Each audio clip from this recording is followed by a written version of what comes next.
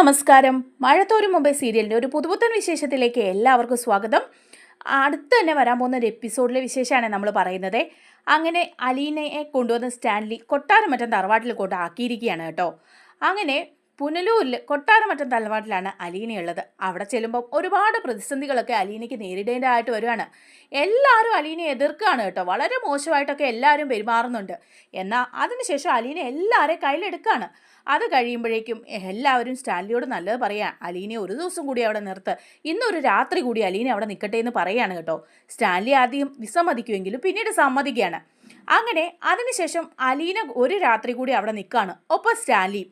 അന്നേരം അവിടെ ഉണ്ടാകുന്ന സംഭവ വികാസങ്ങളും തിരിച്ച് അലീനയെ യാത്രയാക്കുന്നതും എല്ലാവർക്കും യാത്രയാക്കുമ്പോൾ ഭയങ്കര വിഷമാവുകയാണ് കേട്ടോ. പ്രത്യേകിച്ച് ഷെറിന് പോലും. അതുപോലെ തന്നെ ആൻസി ആണെങ്കിൽ അലീനയോട് വന്നപ്പോൾ പറഞ്ഞതിനൊക്കെ മാപ്പ് പറയുന്നൊക്കെയുണ്ട്. ആ ഒരു വിശേഷങ്ങളിലേക്കാണ് നമ്മൾ പോകുന്നത്.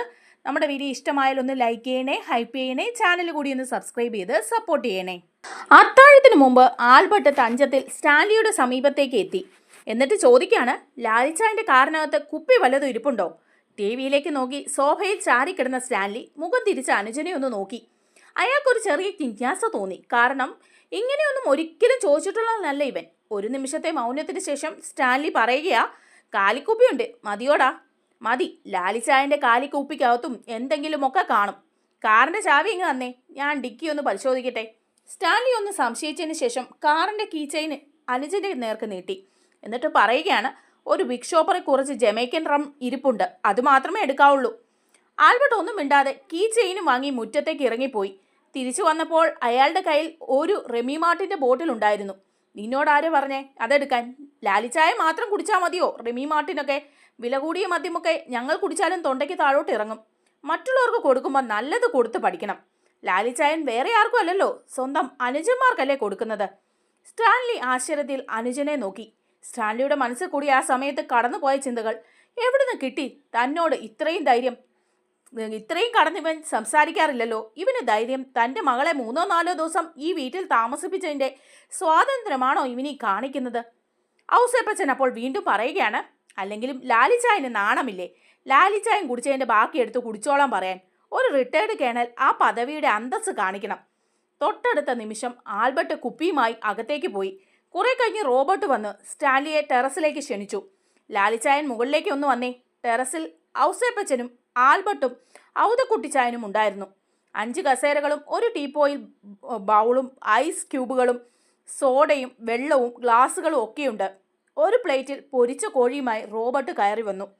നല്ല ഉഗ്രൻ നാടൻ കോഴിയാ, പക്ഷേ പല്ലിന് ബലം വേണം. നാടൻ കോഴിക്ക് ഫൈബർ കൂടുതലാണെന്ന് ഔസേപ്പച്ചൻ ഗ്ലാസുകളിലേക്ക് മദ്യം പകർന്നു. ആദ്യത്തെ പെഗ് ഔതക്കുട്ടി ചായന് കൊടുത്തു. അയാൾ ഗ്ലാസ് കയ്യിലെടുത്തപ്പോൾ റോബോട്ട് ഓർമ്മിപ്പിക്കുകയാണ്, വാറ്റരാജയം പോലെ ഒറ്റ മോതിന് തീർക്കല്ലേ അപ്പച്ചാ, രുചിച്ച് കഴിക്കേണ്ട സാധനമാ. എടാ, വായ്ക്ക് രുചി കിട്ടാൻ വേണ്ടി ആരെങ്കിലും കള്ളു കുടിക്കുമോ? തേൻ കുടിച്ചാൽ പോരെ? ഈ സാധനം വയറ്റി ചെന്നാലല്ലേ നമുക്കൊരു സുഖം കിട്ടത്തുള്ളൂ.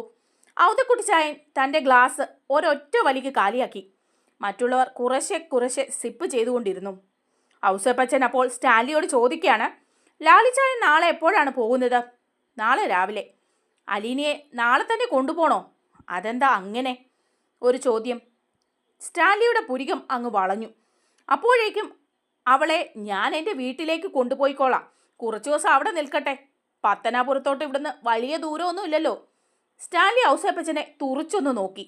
അപ്പോൾ ആൽബർട്ടിൻ്റെ അടുത്ത ഡിമാൻഡ് വരികയാ, ഔസേപ്പച്ചൻ്റെ അടുത്ത് വിടുന്നുണ്ടെങ്കിൽ അലീനയെ എൻ്റെ വീട്ടിലോട്ടും വിടണം. എനിക്കാണെങ്കിൽ പെൺമക്കളില്ല. റോണിക്കും ശോഭയ്ക്കും ഇപ്പോഴാ ഒരു ചേച്ചിയെ കിട്ടിയത്. നീയൊക്കെ അല്ലേടാ അവളെ കുളത്തുപുഴയിലെ വീട്ടിൽ പോലും താമസിക്കാൻ പാടില്ലെന്നും പറഞ്ഞ് അപ്പച്ചനെ കുത്തി ഇളക്കി വിട്ടത്. അത് പറയുമ്പോൾ സ്റ്റാൻലിയുടെ മുഖത്ത് അമർഷം വ്യക്തമായിരുന്നു. അപ്പോൾ ആൽബർട്ട് പറയുകയാണ്, ഞങ്ങൾ കാണാതെയും അറിയാതെയും വല്ലതും പറഞ്ഞിട്ടുണ്ടെന്ന് വെച്ച് ലാലിച്ചായൻ ഇങ്ങനെ ചൂടാവല്ലേ. ഞങ്ങളുടെ സ്ഥാനത്ത് ലാലിച്ചായനായിരുന്നെങ്കിലും ഇങ്ങനെയൊക്കെ തന്നെ പറയുമായിരുന്നു. അപ്പോൾ സ്റ്റാൻലി, അല്ല, ഈ വീട്ടിൽ വന്നതിന് ശേഷം അവൾക്ക് പ്രത്യേകിച്ച് മാറ്റമൊന്നും സംഭവിച്ചിട്ടില്ലല്ലോ അല്ലേ? ഞാൻ കുളത്തുപുഴയിൽ നിന്നും ഇവിടെ കൊണ്ടുവന്ന അലീന തന്നെയല്ലേ ഇപ്പോഴും? ഉടനെ ഔസേപ്പച്ചൻ, അല്ലെങ്കിൽ ലാലിച്ച, എന്നാൽ അലീനയുടെ കാര്യത്തിൽ ഇത്ര വലിയ പത്രാസൊന്നും കാണിക്കാനില്ല. ലാലിച്ചൻ്റെ വർത്തമാനം കേട്ടാൽ തോന്നും അലീന ഏതാണ്ട് ത്യാഗം ചെയ്ത് കഷ്ടപ്പെട്ട് വളർത്തിക്കൊണ്ട് വന്നതാണെന്ന്. ലാലിച്ചായന് നല്ല നേരത്തെ ആരാണ്ടോ കൊണ്ടുവന്ന് ഏൽപ്പിച്ചിട്ട് പോയതല്ലേ. സ്റ്റാൻലി അതിന് മറുപടിയൊന്നും പറഞ്ഞില്ല. റോബർട്ട് വീണ്ടും ഗ്ലാസുകളിലേക്ക് മദ്യം പകർന്നു. ഔസേപ്പച്ചൻ നിർത്താതെ സംസാരിക്കുകയാണ്. അയാൾ പറയുകയാണ്, ലാലിച്ചാൻ്റെ മോൾ ഞങ്ങളോടൊരു ചോദ്യം ചോദിച്ചു. അവളെ ആരാണ് അനാഥാലയത്തിൽ എത്തിച്ചതെന്ന്, അനാഥാലയത്തിൽ ജീവിച്ചത് അവളുടെ കുറ്റമാണോ എന്ന്. ഉടനെ സ്റ്റാൻലി നെറ്റി ചുളിച്ച് അനിയന്മാരെ ഒന്ന് നോക്കിയിട്ട് ചോദിക്കുകയാണ്, അല്ല, അങ്ങനെ അവൾ ചോദിക്കാൻ എന്താ ഇപ്പോൾ കാരണം? വെറുതെ ഒന്നും അലീന അങ്ങനെ ചോദിക്കില്ലല്ലോ. ഉടനെ തന്നെ ഔസേപ്പച്ചൻ കുറ്റം അങ്ങ് ഏറ്റെടുത്തു. എന്നിട്ട് പറയുക, അതെനിക്കൊരു തെറ്റ് പറ്റി ലാലിച്ചായ. അവൾക്ക് ഈ വീടിനുള്ളിൽ കാല് കുത്താനോ ഇവിടുത്തെ ഊണുമേശയിലിരുന്ന് ഭക്ഷണം കഴിക്കാനോ യോഗ്യതയില്ലെന്ന് ഞാൻ അങ്ങ് പറഞ്ഞുപോയി. പെട്ടെന്ന് സ്റ്റാൻലിയുടെ നെറ്റി ചുളിഞ്ഞു. സ്റ്റാൻലി ശുഭിതനായിക്കൊണ്ട് ചോദിക്കുകയാണ്, എൻ്റെ മോളുടെ മുഖത്ത് നോക്കി നീ അങ്ങനെ പറഞ്ഞോ? ലാലിച്ചാൻ, ഇനി അതിൻ്റെ പേരിൽ ദേഷ്യപ്പെടുകയൊന്നും വേണ്ട. അടുക്കളയിൽ പോയിരുന്ന് ഭക്ഷണം കഴിച്ച അവളെ ഞാൻ തന്നെ കയ്യെ പിടിച്ച് എഴുന്നേൽപ്പിച്ച് കൊണ്ടുവന്ന് ഊണുമേശയിൽ ഇരുത്തി. ഞാൻ പറഞ്ഞത് കൊണ്ടുവന്നത് അതൊന്നുമല്ല. നമ്മുടെ കുടുംബത്തിൽപ്പെട്ട ഒരു പെൺകൊച്ചിനെ ആരാ അനാഥാലയത്തിൽ കൊണ്ടുവന്ന് തള്ളിയതെന്നാണ്. അതൊക്കെ ഇനി പറഞ്ഞിട്ട് എന്താ കാര്യം? അവൾ അനുഭവിച്ചതൊന്നും മായ്ച്ചു കളയാൻ പറ്റില്ലല്ലോ. നിങ്ങൾക്കാർക്കും ഓർക്കുമ്പോൾ കുറച്ച് ദണ്ണമുണ്ട്. ലാലിച്ചായ, 23 വർഷക്കാലം എന്നൊക്കെ പറഞ്ഞാൽ ചില്ലറയാണോ? അത്രയും കാലം നമ്മുടെ ഒരു അമ്മച്ചി അനാഥാലയത്തിൽ കിടന്നതുപോലെ തോന്നുകയാ. അതെല്ലാം കഴിഞ്ഞില്ലേടാ, വിട്ടുകളാ. എന്തിനാ വിട്ടുകളയുന്നേ? നമ്മുടെ കൊച്ചിനെ കൊണ്ടുപോയി ഓർഫനേജിൽ തള്ളിയവൻ ആരാണെന്ന് നമുക്കറിയണം. അങ്ങനെ ഒരു ചതി ചെയ്തവനോട് ക്ഷമിക്കാൻ കൊള്ളാമോ? അങ്ങനെ കണ്ടുപിടിക്കേണ്ട നമുക്ക് എന്തിനാ? ഇനി ആരും അന്വേഷിക്കുകയും വേണ്ട, കണ്ടുപിടിക്കുകയും വേണ്ട. അവളെ നിങ്ങൾ ഉപദ്രവിക്കാതിരുന്നാൽ മാത്രം മതി. ലാലിച്ചായ, നമുക്ക് അവളെ കല്യാണം കഴിപ്പിച്ച് വിടണം. എന്നാലേ 1ാം ക്ലാസ് ചെറുക്കന്മാരെ കണ്ടുപിടിച്ച് കാര്യം ഞങ്ങൾ ഏറ്റു. ഏത് വേണമെന്ന് ലാലിച്ചായനും അലീനയും കൂടി സെലക്ട് ചെയ്താൽ മതി. എടാ, നിങ്ങളുടെ ആരുടെയും സഹായം ഇല്ലെങ്കിലും ഞാൻ അവളുടെ കല്യാണം ഭംഗിയായിട്ട് നടത്തും. ഇതാണ് ലാലിച്ചായൻ്റെ കുഴപ്പം. മറ്റുള്ളവർക്കൊന്നും യാതൊരു വിലയുമില്ല. നീയൊക്കെ പറയുന്നത് മുഴുവൻ മുഖവിലക്കെടുത്താൽ ജീവിക്കാൻ പറ്റുമോടാ? ഒരു നേരം പറയും തള്ളിക്കളയണമെന്ന്, വേറൊരു നേരം പറയും 2 കൈ നീട്ടി സ്വീകരിക്കണമെന്ന്. വ്യക്തമായ ഒരു കാഴ്ചപ്പാടും തീരുമാനവും നിനക്കൊക്കെ ഉണ്ടോടാ? ഉടനെ ആൽബർട്ട് മറുപടി പറയുകയാണ്, അങ്ങനെയാ ലാലിച്ചായ മനുഷ്യര്. തെറ്റുപറ്റും, പക്ഷേ തിരുത്തും. തീരുമാനം ഉറപ്പിക്കും, അഴിക്കും, വെറുക്കും, സ്നേഹിക്കും, ദുഃഖിക്കും, സന്തോഷിക്കും, ഇണങ്ങും, പിണങ്ങും. ചുമ്മാ പാറ പോലെ യാതൊരു ഇളക്കവും ഇല്ലാതിരുന്ന മനുഷ്യനാവത്തില്ല. സ്റ്റാൻലിക്ക് വല്ലാതെ മുഷ്ണി വരുന്നുണ്ട്. അയാൾ തൻ്റെ ഗ്ലൗസ് ഊരി മാറ്റി വെച്ചു. എന്നിട്ട് പറയുക, ഞാനൊരു തർക്കത്തിന് വന്നതല്ല ഇവിടെ. നിർത്തി. ഈ സമയത്ത് അത്താഴം കഴിക്കാൻ സമയമായി എന്ന് ആൻസി താഴെ നിന്ന് വിളിച്ചറിയിച്ചു. മറ്റുള്ളവരോടൊപ്പം സ്റ്റാൻലിയും താഴേക്ക് ഇറങ്ങി. വീടിനുള്ളിൽ ഒരു ഉത്സവ അന്തരീക്ഷമാണെന്ന് സ്റ്റാൻലിക്ക് തോന്നി. കുട്ടികളുടെ ചിരിയും വിളിയൊച്ചയും ഓട്ടവും ചാട്ടവും ബഹളവും. അലീനയുടെ പേര് ചൊല്ലി ആരൊക്കെയോ വിളിക്കുന്നുണ്ട്. എല്ലായിടത്തും അവളുടെ സാന്നിധ്യവും ഉണ്ട്. കുട്ടികൾക്കും മുതിർന്നവർക്കും അവളുടെ സഹായം ആവശ്യമുണ്ട്. ആ ഭവനത്തിനുള്ളിൽ ഏറ്റവും അധികം ഉച്ചരിക്കപ്പെടുന്ന പേര് തൻ്റെ മകളുടേതാണെന്ന് സ്റ്റാൻലിക്ക് ബോധ്യപ്പെട്ടു.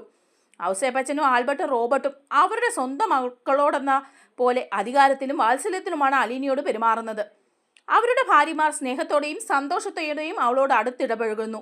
വ്യാഴാഴ്ച താൻ അലീനയെ ഈ വീട്ടിൽ വിട്ടിട്ട് പോകുമ്പോൾ ഇതൊന്നും ആയിരുന്നില്ല അവസ്ഥ എന്ന് സ്റ്റാൻലി ഓർത്തു. കഴിഞ്ഞ 4 ദിവസത്തിനിടയിൽ ഇവിടെ എന്ത് അത്ഭുതമാണ് സംഭവിച്ചതെന്ന് അയാൾക്ക് മനസ്സിലാകുന്നില്ല. ഊണുമേശ വിഭവസമൃദ്ധമായിരുന്നു. അത്താഴത്തിന് ശേഷം സ്ത്രീകളും കുട്ടികളും അലീന കിടക്കുന്ന മുറിയിൽ ഒത്തുകൂടി. സ്റ്റാൻലി ചുരുട്ട് പുകച്ചുകൊണ്ട് മുറ്റത്തെ നിലാവത്ത് കൂടി അങ്ങോട്ടും ഇങ്ങോട്ടും നടക്കുകയാണ്. പാദസരങ്ങളുടെ താളാത്മകമായ കിലുക്കവും പാട്ടും ചിരിയും എല്ലാം ഒരു ജനാലയിലൂടെ പുറത്തേക്ക് കേൾക്കാനുണ്ടായിരുന്നു. അലീന ചേച്ചി പാട്ട് പാടണം, പാടാതെ പറ്റില്ല. കുട്ടികൾ ഒന്നടങ്കം ആവശ്യപ്പെടുകയാണ്. അകത്ത് പാട്ട് തുടങ്ങിയപ്പോൾ സ്റ്റാൻലി വീടിനുള്ളിലേക്ക് കയറി. സ്റ്റാൻലിക്ക് പാട്ടും സിനിമയും ഒന്നും അത്ര പിടുത്തമല്ല.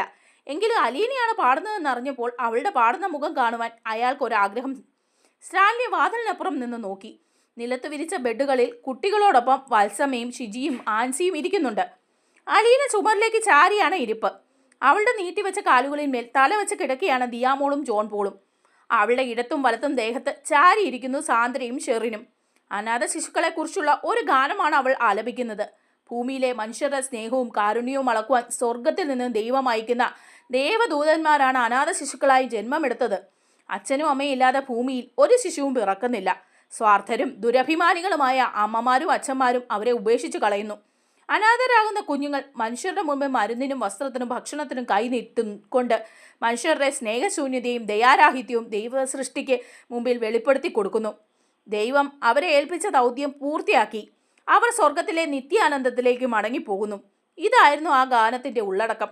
അലീന പാട്ടുപാടി നിർത്തിയപ്പോൾ ഷെറിന്റെ കവളത്തുകൂടി ഒരു കണ്ണുനീർ തുള്ളി ഒലിച്ചു വന്നു. അവളുടെ താടിക്ക് കീഴിൽ അപ്രത്യക്ഷമായ അല്പനേരം ആ കവിളത്ത് നനഞ്ഞ ചാലിന്റെ തിളക്കം തങ്ങി നിന്നു. സ്റ്റാൻലി സാവധാനം പിന്തിരിഞ്ഞു. അയാൾക്ക് കിടക്കുവാനുള്ള മുറി ആൽബർട്ടും ആൻസിയും കൂടി നേരത്തെ തന്നെ ഒരുക്കിയിട്ടിരുന്നു. കുട്ടികളുടെ കണ്ണിൽ മയക്കം കയറി തുടങ്ങിയതോടെ പരിപാടികൾ അവസാനിപ്പിച്ചു. ഓരോരുത്തർ അവർ കിടക്കുന്ന ഉറക്കമായി. വത്സമയും ഷിജിയും കുറച്ചു സമയം കൂടി അലീനയോട് സംസാരിച്ചിരുന്നു. ദിയാമോളും ജോൺ ബോളിനെയും വത്സമയും ഷിജിയും കൂടി എടുത്തുകൊണ്ടുപോയി. ഷെറിനും അലീനയും മാത്രം ഉറങ്ങാത്തവരായി ശേഷിച്ചു. അലീന ഷെറിനെ പിടിച്ചെഴുന്നേൽപ്പിച്ച് അവളുടെ മുറിയിലേക്ക് കൂട്ടിക്കൊണ്ടുപോയി. അവളെ ആ കിടക്കയിൽ ഇരുത്തിയിട്ട് അലീനയും ഒപ്പം ഇരുന്നു. അവളുടെ കൈത്തലം മടിയിൽ എടുത്തു വെച്ച് തലോടി. എന്നിട്ട് ചോദിക്കുക, ഞാൻ ആ പാട്ട് പാടിയപ്പോൾ റാണി ആൻറ്റി എന്തിനാ കരഞ്ഞത്? ഏയ്, ഞാൻ കരഞ്ഞില്ല. ഇല്ല, കണ്ണിൽ നിന്ന് കണ്ണുനീര് വന്നു. ആ, എനിക്കറിയില്ല.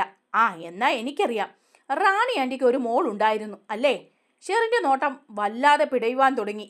ഇല്ലില്ല, എനിക്കങ്ങനെ ഒരു മോളില്ല. എന്നിട്ട് ഞാൻ ഇവിടെ വന്ന ദിവസം ഒരു മോളുടെ കാര്യം പറയുന്നത് ഞാൻ കേട്ടല്ലോ. എൻ്റെ മോളെ എനിക്ക് വേണമെന്ന് വലിയപ്പച്ചനോട്. ഓ, അത് ഓർമ്മ തെറ്റുകൊണ്ട് പറയുന്നതാ. മരുന്ന് കഴിക്കാതിരിക്കുമ്പോൾ ഇല്ലാത്തതും വേണ്ടാത്തതും എല്ലാം ഉണ്ടെന്ന് എനിക്ക് തോന്നും. അലീന അവളുടെ മുഖത്തേക്ക് സൂക്ഷിച്ചു നോക്കിക്കൊണ്ടേയിരുന്നു. അവളുടെ കണ്ണുകളിൽ ഒരു തരം സംശയം ഉറഞ്ഞു കിടന്നു. അപ്പോൾ അലീന ശബ്ദം താഴ്ത്തി ചോദിക്കുകയാണ്, എറണാകുളത്ത് തമ്മനം റെയിൽവേ ഗേറ്റിന് സമീപം താമസിക്കുന്ന മാമച്ചൻ അങ്കിളിനെ റാണിയൻറ്റിക്ക് അറിയുമോ? ഷെറിൻ മിഴികൾ താഴ്ത്തി നിമിഷങ്ങളോളം മിണ്ടാതിരുന്നു. ഗ്രേസമി ആൻറ്റിയെ അറിയുമോ? ഇല്ല എന്നവൾ തല വെട്ടിച്ചു. വീണ്ടും അലീന, അവർക്ക് ഒരു മകനുണ്ടായിരുന്നു, ജിജോ. റാണി ആൻറ്റി അറിയുമോ? ശ്വാസം വിലങ്ങിയതുപോലെ ഷെറിൻ്റെ തൊണ്ടയിൽ നിന്നും ഒരു ശബ്ദം വന്നു. തിടുക്കത്തിൽ നിഷേധ പ്രകടനവും. ഷെറിൻ എന്ന പേരുള്ള ഒരു പെൺകുട്ടിയുമായി ജിജോ മോൻ സ്നേഹത്തിലായിരുന്നു. അവർ തമ്മിലുള്ള വിവാഹം നടത്തുവാൻ രണ്ടു വീട്ടുകാരും ചേർന്ന് ആലോചിച്ചു. പക്ഷേ അതിനിടയ്ക്ക് ജിജോ ഒരു ബൈക്ക് ആക്സിഡൻറ്റിൽ മരിച്ചു. അലീന അത്രയും പറഞ്ഞു. ഒരു നിമിഷം നിർത്തി. തന്നെ പിടിച്ചിരിക്കുന്ന ഷെറിൻ്റെ കൈ മുറുകുന്നത് അവൾ അറിഞ്ഞു. മുഷ്ടികൾ ചുരുണ്ടു.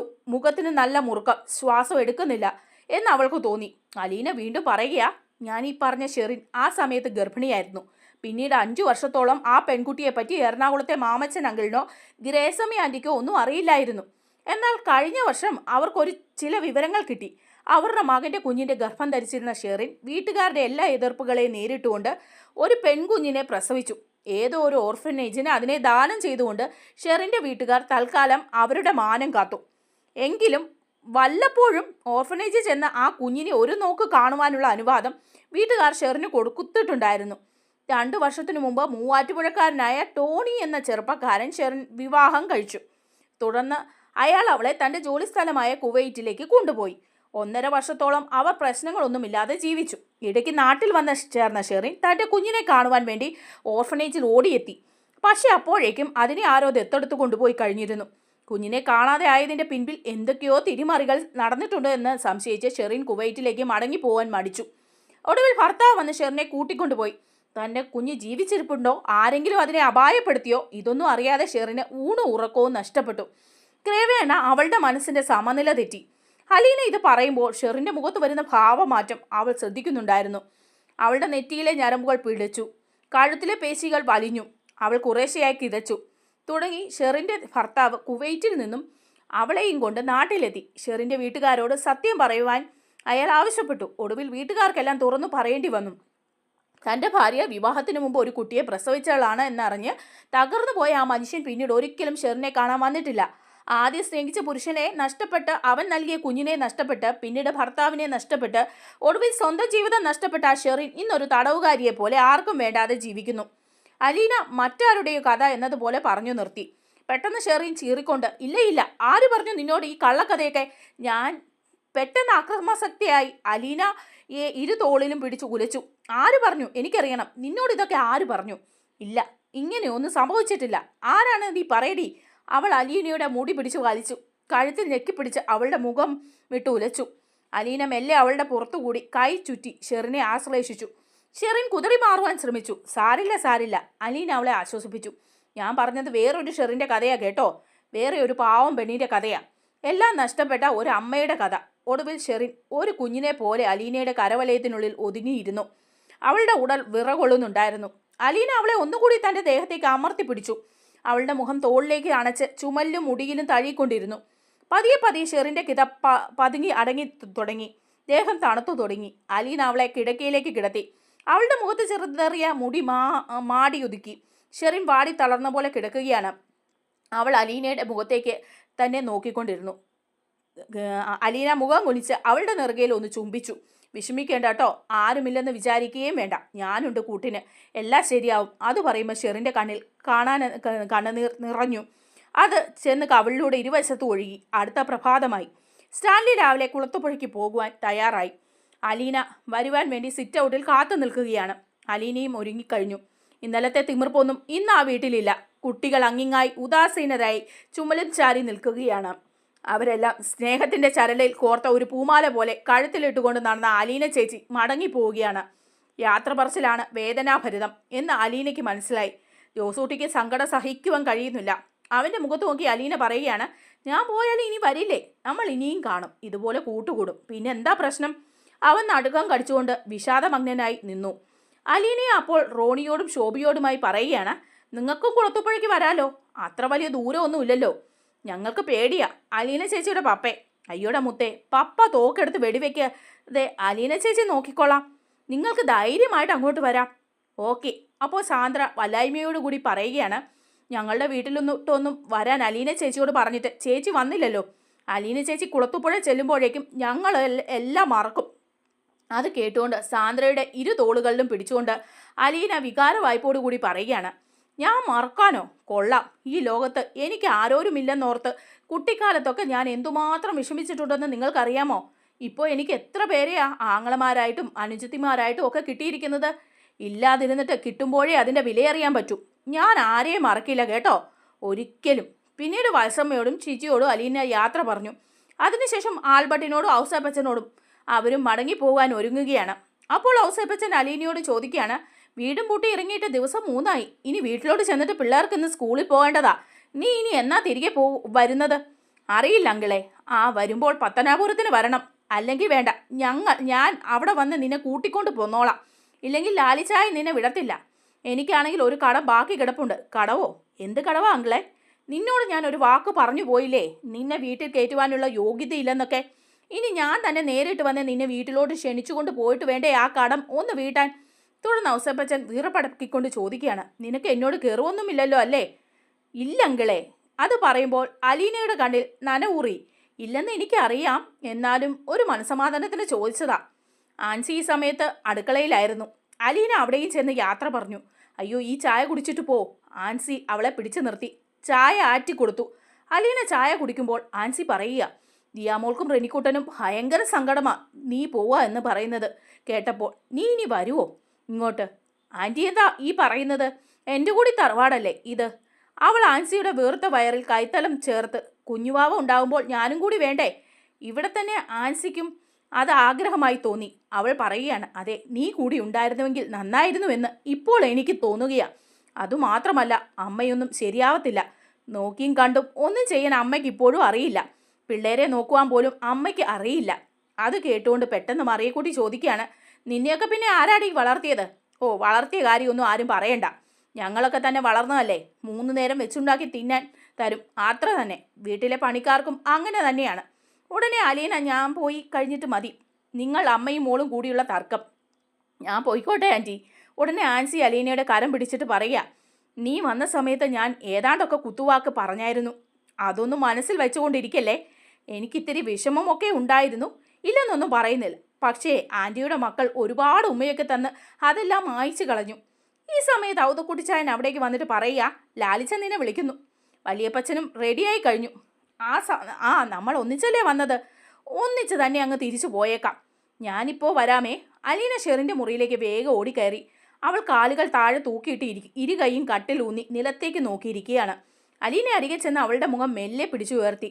ഞാൻ പോയിട്ട് വരാട്ടോ. അലീന അവളുടെ നെറ്റിയിൽ ചുംബിച്ചു. ഷെറിൻ പ്രതീക്ഷയോടെ അവളെ നോക്കിക്കൊണ്ടേയിരുന്നു. എല്ലാം ശരിയാവും, ഞാനല്ലേ പറയുന്നത്. എവിടെയുണ്ടെങ്കിലും നമുക്ക് കണ്ടുപിടിക്കാട്ടോ. അലീന ഓടി സിറ്റ് ഔട്ടിൽ എത്തുമ്പോഴേക്കും സ്റ്റാൻലി കാറിൽ കയറി കഴിഞ്ഞു. കുട്ടികളെല്ലാം സിറ്റ് ഔട്ടിലുണ്ട്.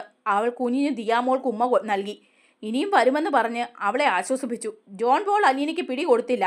അവൻ രാവിലെ മുതൽ അവളോട് പിണങ്ങിയിരിക്കുകയാണ്. അലീന അവനെ എടുക്കുവാനും ഉമ്മ കൊടുക്കുവാനും ശ്രമിച്ചപ്പോഴും അവൻ ചിനുങ്ങിക്കൊണ്ട് അവളെ തള്ളിമാറ്റി. തുടർന്ന് അലീനയും ഔതക്കുട്ടിച്ചായനും ചെന്ന് കാറിൽ കയറി. സ്റ്റാൻലി മുറ്റത്തിട്ട് കാർ തിരിച്ചു. അതിനിടയിൽ അയാൾ സിറ്റൗട്ടിലേക്ക് കണ്ണോടിച്ചു. എല്ലാവരും ഉണ്ട് സിറ്റൗട്ടിൽ. ഔസേപ്പച്ചനും ഭാര്യയും മക്കളും പിന്നെ മറിയക്കുട്ടിയും. എല്ലാവരുടെയും പിന്നിൽ വാതുക്കൽ ഷെറിനും വന്നു നിൽക്കുന്നത് അയാൾ കണ്ടു. സ്റ്റാൻലിക്ക് എന്തെന്നില്ലാത്ത ആശ്ചര്യം തോന്നി. അയാൾ എത്രയോ തവണ തറവാട്ടിൽ വന്നിട്ട് മടങ്ങിപ്പോയിരിക്കുന്നു. യാത്ര അയക്കുവാൻ ഒരാൾ ഇറങ്ങി വരാറില്ല. ഔതക്കുട്ടിച്ചായ മാത്രം വന്ന് ഒന്ന് തല കാണിച്ചെങ്കിലായി. എന്നാൽ ഇപ്പോൾ എല്ലാവരും അലീനയെ യാത്ര അയക്കുവാൻ വേണ്ടി വന്നു നിൽക്കുകയാണ്. അവർ അവൾക്ക് വേറെ കൈവീശുന്നു. അവൾ തിരിച്ചു. സ്റ്റാൻലി കാർ മുൻപോട്ടെടുത്തു. അത് മെല്ലെ മെല്ലെ ഓടി റബ്ബർ തോട്ടം കടന്നു. ബാക്കി വിശേഷങ്ങളുമായി നമ്മൾ അടുത്ത വീഡിയോയിലൂടെ വരാം. നമ്മുടെ വീഡിയോ ഇഷ്ടമായാലൊന്ന് ലൈക്ക് ചെയ്യണേ, ഹൈപ്പ് ചെയ്യണേ, ചാനൽ കൂടി ഒന്ന് സബ്സ്ക്രൈബ് ചെയ്ത് സപ്പോർട്ട് ചെയ്യണേ. താങ്ക്